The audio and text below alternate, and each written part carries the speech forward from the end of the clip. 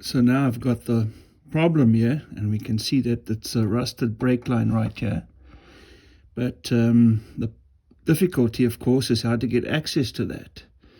Now, this brake line will have to be cut, as well as the other side of this, and a new piece inserted there.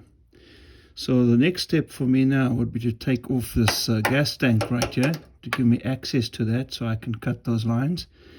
Not only will I have to cut them, but they will have to be flared, and then a new piece have to be inserted. Now when you want to drop the fuel tank, you have to relieve the fuel pressure coming to the fuel rail here. So the first thing is to open the cap where you fill up your fuel tank. Secondly, you have to disconnect your battery.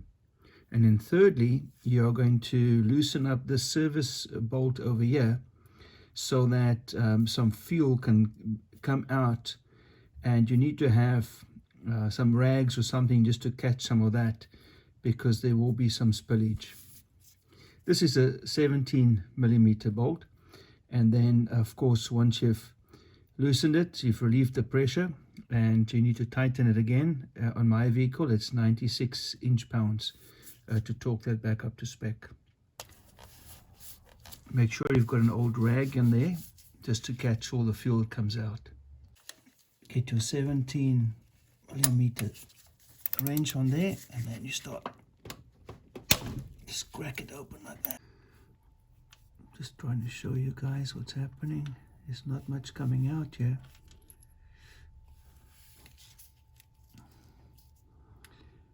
So my fuel pressure has already been relieved, I think, by taking off the cap.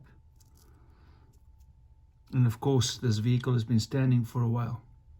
Now to get the back seat forward on this Honda, you have to take your key, insert it over here behind the back seat, open it up, and then you put it forward. Now that you've got your rear seat forward, you loosen this retaining clip in the trunk. That's going to lift up, and it's going to give you access.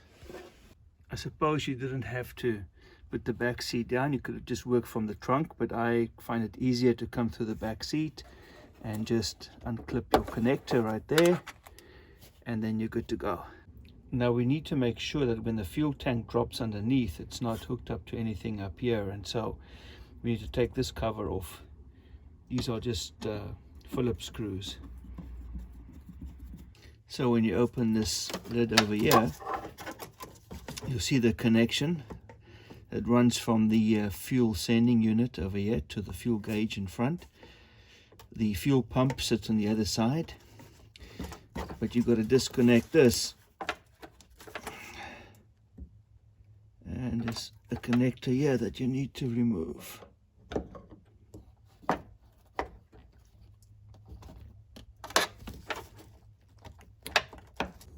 Now when it's time to go underneath the vehicle, the first thing to do is to drop this heat shield.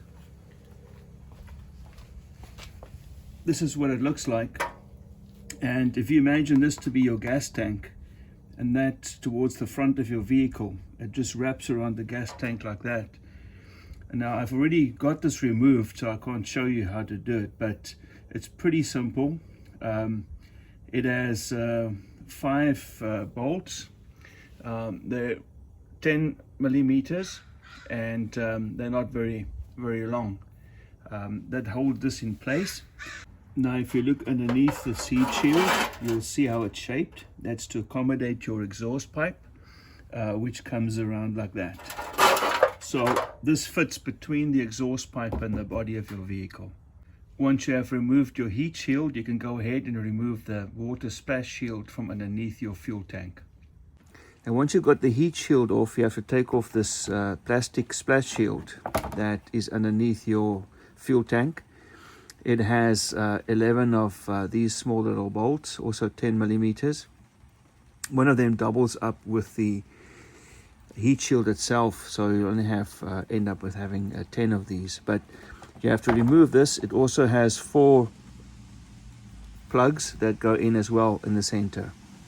Once you've removed the plastic splash shield, now you have access to your fuel tank. So the next thing you want to do is remove this splash shield over here.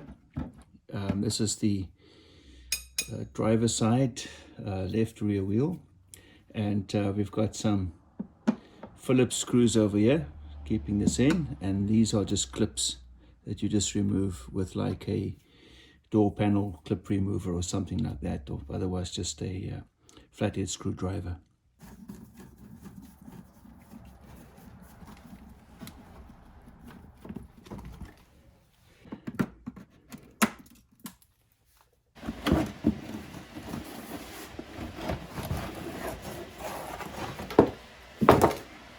Okay, so the next thing for us to do is take off these two clamps and these two fuel lines coming from the front. They look quite a bit rusted. We'll see what we can do with these boys.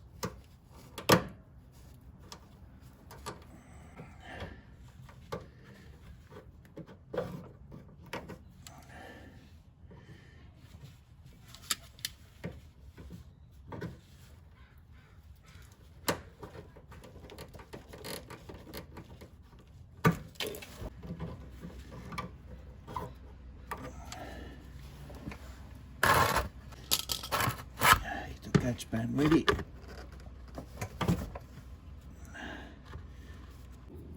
Now what you want to do is you want to make sure you mark these guys so that you know which one goes where when you put them back together. And I'm going to just put some electrical tape around this, and then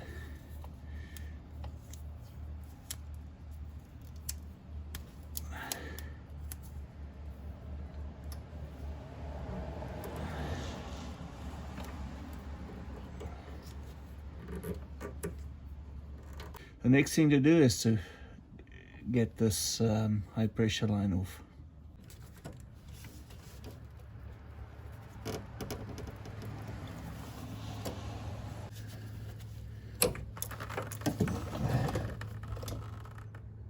So now we have to remove the fuel filler hose here and then the vent line as well. This is a 10mm.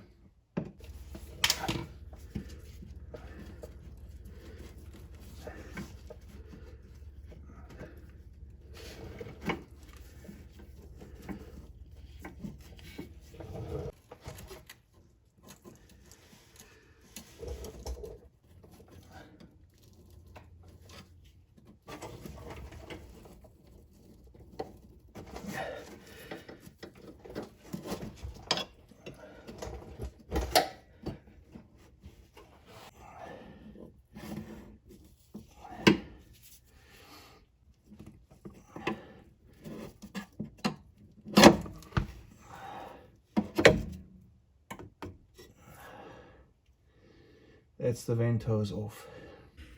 So now you will see your fuel tank has got two straps over here and over here that keeps it in place.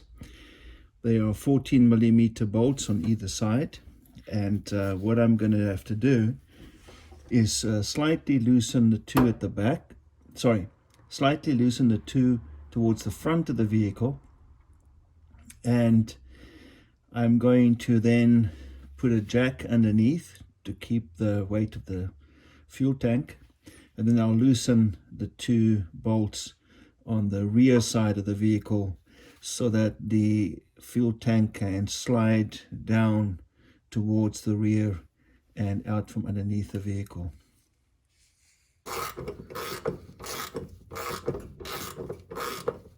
I'm going to use 14mm. Just break these loose before I put the jack underneath. So now I'm supporting the fuel tank with a jack here, a piece of wood, just to keep it stable, and then undo the straps this side and this side, and then we'll just lower it down. Now I'm going to slowly lower this jack.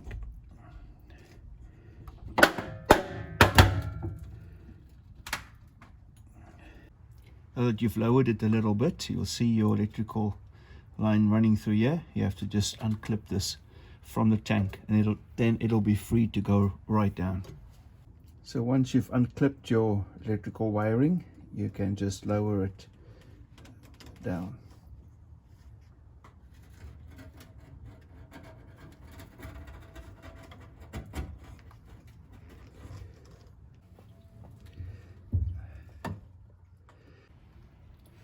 Now you have to disconnect the connection here to the fuel pump, and once you've done this, you can just remove it from underneath the vehicle.